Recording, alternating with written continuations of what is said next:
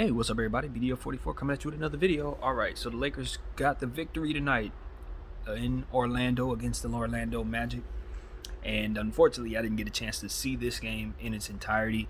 I checked in around the 3-minute mark of the third quarter and then had to check away because I was having link issues and all that. But I did go back and see the highlights, studied the box score as much as I could, even though numbers don't stay in my head like that. But one thing I can tell you is what I saw there and the limited stuff that I seen. And usually I'm able to talk for about 10 minutes just off of that alone. So, all right. This game, I'll tell you the truth. This game, let's forget the game for a half a second as I say this. I've been searching for the flaw in the plus minus category because the plus minus category is supposed to tell you exactly how great a player did as a whole. It takes all of what they've done into account and it judges them, right? Sort of like PR in football, just like PR in football. So tonight we had our highest plus minus player was Trevor Ariza. I think he shot maybe like 1 for 4 or something like that. But because he didn't turn the ball over and because he didn't foul, he had the highest plus minus of anyone in the league, in the game for our team. Probably the whole game, actually. That is the flaw in it. You see a guy like Carmelo Anthony, who clearly was the catalyst for a lot of what the Lakers did tonight. He was only a +5, and he only missed like a couple shots, had like 23 points, big boards, did a lot of good things for his team. So yeah, that I think is the best thing I can say just to start this video.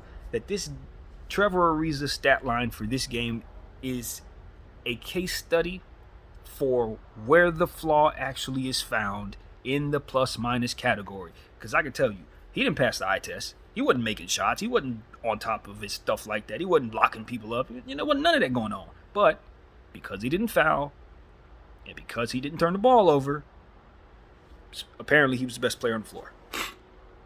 So that's where we start. Okay, so the Los Angeles Lakers played a pretty solid game, even though they had a very rough second quarter, I believe it was. I think it was the second quarter they really came out, kind of started giving things back.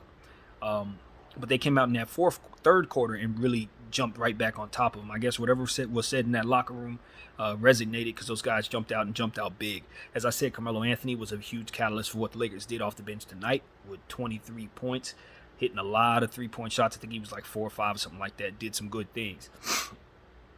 LeBron James was good, hefty on the scoring. Scored about 29 points. Did some good things down there, scoring and rebounding as usual. Russell Westbrook did great. Almost got a triple-double. Was a 1 rebound shy of that. Gave us heavy scoring, 18 points. I like what I saw from him. What else? There's some good things going on down there from Stanley Johnson. Hit some good three-point shots. They left him open. He knocked them down. Did some things for his team that helped us, of course. Dwight Howard got in foul trouble, which was really why I think the Lakers kind of got in a little trouble in that second quarter. I didn't get a chance, of course, to see that, as you know, but him playing in foul trouble kept us playing small ball. And when we put the small ball lineup on the floor, we gave a lot back. So that was something that was very, very standout. But all in all, he played pretty well with the minutes he was given. Malik Monk did some good things, shooting the ball, finishing, giving lobs to players. Had some nice lobs to Bron and stuff like that. A really nice reverse lob down there in the fourth quarter, I believe it was. Very nice. So, just all in all, you just like what you saw from the Lakers. They had an opportunity where they were up by 20-something points. Eventually, we allowed them to make the game respectable. But I think the most important thing was that they did what I wanted to see them do, which is come out with a certain level of intensity and urgency about beating this bad team in their home floor. Now, of course, it's a bad team we were going up against. So some of the stuff that you expected to see players you hoped to see play well or what have you didn't for the Orlando Magic. You have Cole Anthony, who I thought was going to go completely off tonight. He had a nightmare game, which is very helpful for us. Mo Bamba also did not play his best game. He was a -23 or something like that. They were both -20-something, so they did not help their team despite Bamba's stat line looking pretty good.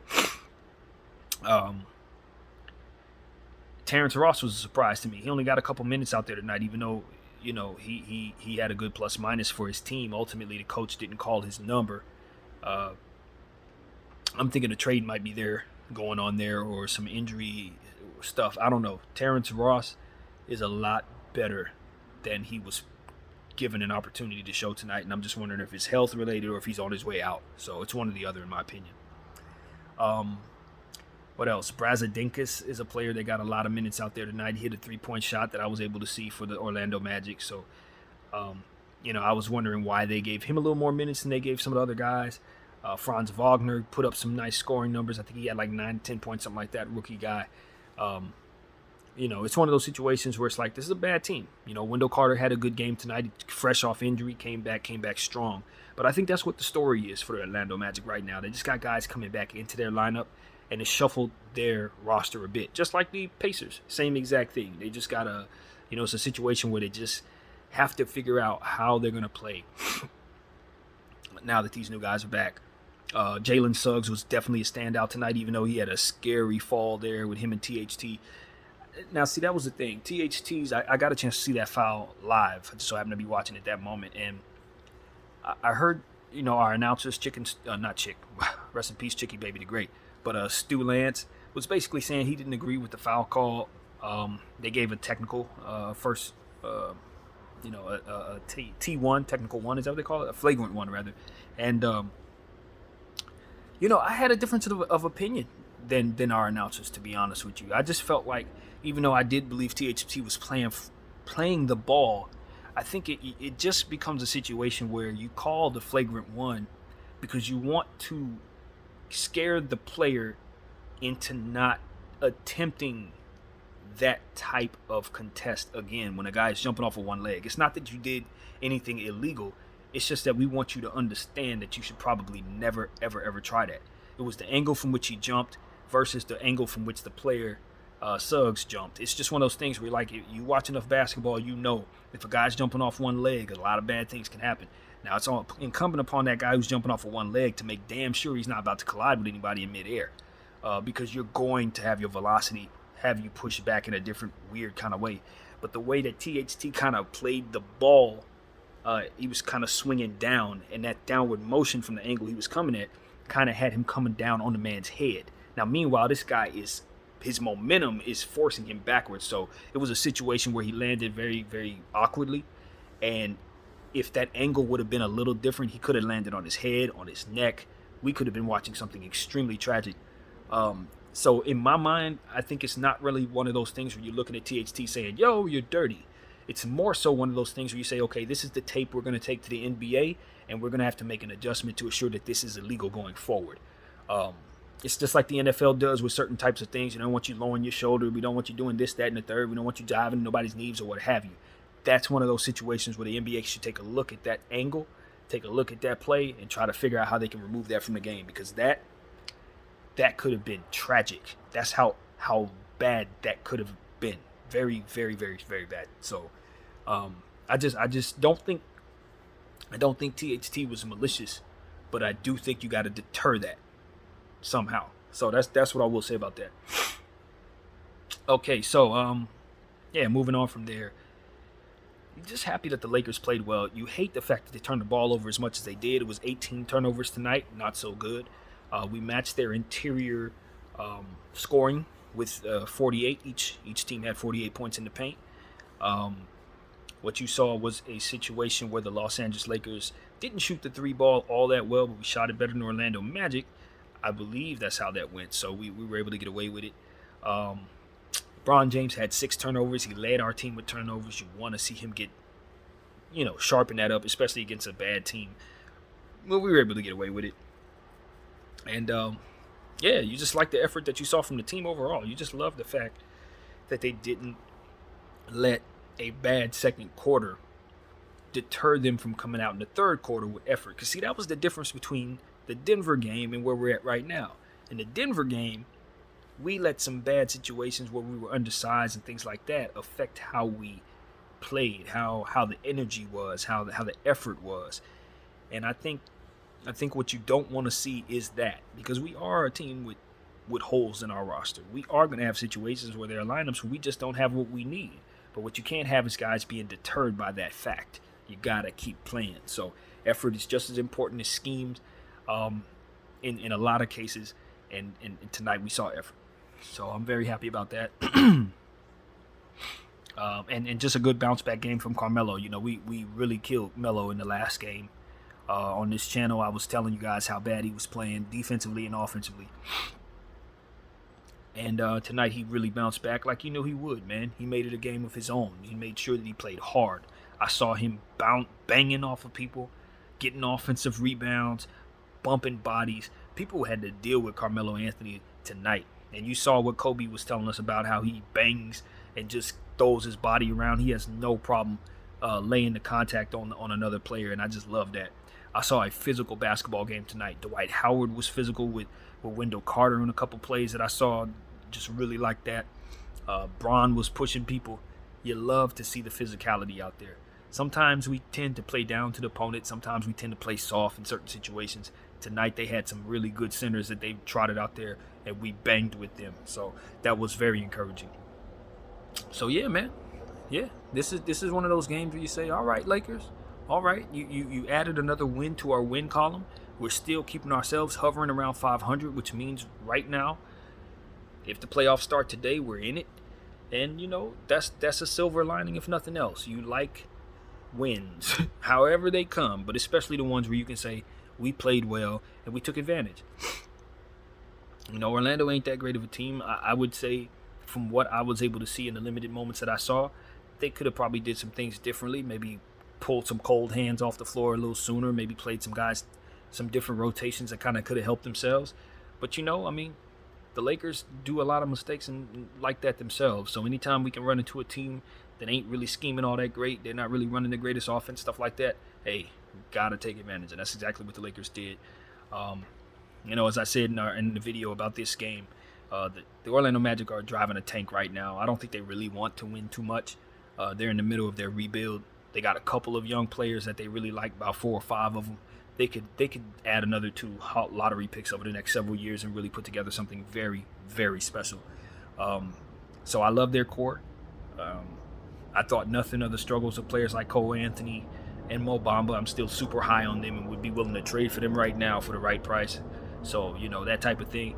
It's just is what it is. Orlando Magic are a struggling franchise, and when you get a chance to put that killer instinct on them, it can carry over into the rest of the road trip, which is ultimately what we are on. The first of the longest road trip of our season, maybe the toughest stretch of our season.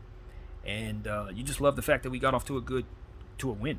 You know, I don't expect this to be a winning road trip. I don't expect us to be above 500 on this road trip. However, when you win the ones you're supposed to win, you give yourself a chance. That's for damn sure. So, yeah, good win, Lakers. I think Frank Vogel bought himself some time. You know, anytime he can win, he's obviously going to feel good about his job situation. Rob Pelinka was in the house tonight. That was very noteworthy. He's on the road with the Lakers, so that means stuff is happening. So that's something to be aware of. And that's that. You know, that's really it, man. Good effort from the team.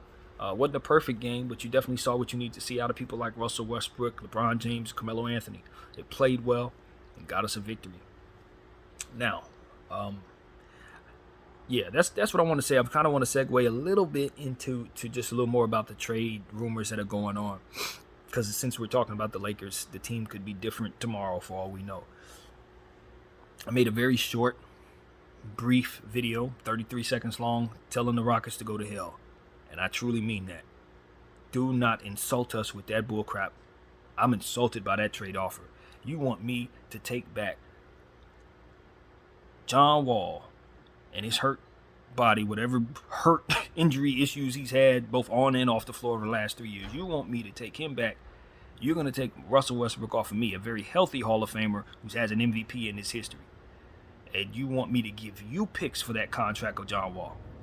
A contract that you didn't feel comfortable enough to even run him out there as a role player because you were worried about him getting hurt. And you think I'm dumb enough to take his contract and add some sweetener on top of it for you so you can take back my Hall of Famer because he's struggling a little bit? Are you crazy? I was highly insulted by the Houston Rockets by that. In that trade, I was highly insulted. So I know Rob Pelinka probably was as well. Don't ever come at us with nothing that stupid no more. Nobody. Not while I have a voice. I'm gonna blast anybody that comes up here with those trade offers. So yeah, that ain't never gonna happen. So anyway, that's definitely something I want to say. Hopefully the Lakers are able to make good decisions in regards to Russell Westbrook's contract. And I've changed my mind. I will not take back just any old trade for Russell Westbrook. The moral of the story is this: the Lakers need flexibility. That's what they need. We're not going to overrate Russell Westbrook's struggles. That's what we're not going to do. Yes, is he struggling? He turned the ball over. He does some things that make us feel like addition by subtraction could be helpful. Absolutely. But if he were on a regular contract, you would not be quick to let him go just because he's struggling. Absolutely not. So do not play us like that. Trying to give us a player who ain't played in 3 years. You crazy? And act like we're supposed to be sweetening it for you. You can't even get rid of that contract. You couldn't get rid of the contract we're trying to give you. And you're trying to get us to give you picks for that? Man, that made me angry. There wasn't no way. So anyway, I just wanted to say that again. So that's pretty much what I got, man. The Orlando Magic got their hats brought to them tonight by my Los Angeles Lakers. I'm very proud of my team for playing well, getting the victory, stomping on a team that we're better than, and just not playing down to the level of the opponent, even in the presence of struggles in that second quarter. So good game, Lakers. Very good win. And, yeah, we'll keep it pushing, man. We ain't going to harp too long on a W. We got a long road trip ahead. Everybody needs to stay healthy. We're happy to get out of this one healthy. And that's pretty much what I got. My name is BDF44. I thank y'all for watching.